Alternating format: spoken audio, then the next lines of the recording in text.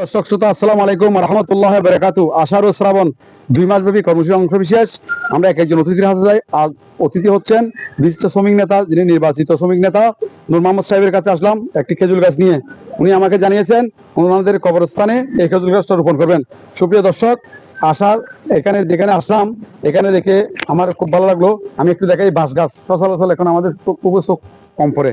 এই বাঁশ গাছ নিয়ে আমি একটু কথা বলি। সুপ্রিয় দর্শক, এই বাঁশ গাছ নিয়ে একটি ঘটনা আছে। আমাদের জাতীয় কবি নজরুল যখন আলম পরিবারে এখানে আসছিল, উনি এই বাঁশ গাছ নিয়ে একটা কবিতা লিখেছিলেন। বাঁশ গাছ একটার সাথে একটা বাঁচলে বন্ধুগণ এই শব্দ হয় না, শব্দ হয়তো ওই শব্দকে নিয়ে অনেক কবিতা লিখছিলেন এই কবি নজরুল। এখানে আসছিলেন এই সারাকুলা, আমাদের এই ফতেহাবাদ সারাকুলা আসছিল। এই বাঁশ গাছ দেখে এই কথাটা মনে পড়লো। যা হোক সুপ্রিয় দর্শক, এই সারাটি আমি ওনার হাতে দিচ্ছি। আপনি কিছু বলবেন? আমাদের অনুষ্ঠান আপনি দেখেন, আপনি তো দেখেন দেখেন আপনি দেখেন। ইসলাম বলেন। লাগান। ধন্যবাদ। অনেক গুরুত্বপূর্ণ কথা বলে, দেশ বাঁচান, গাছ লাগান। ওনার সুস্বাস্থ্য দীর্ঘ জীবন কামনা করে বিদায় নিচ্ছি। খোদা হাফেজ।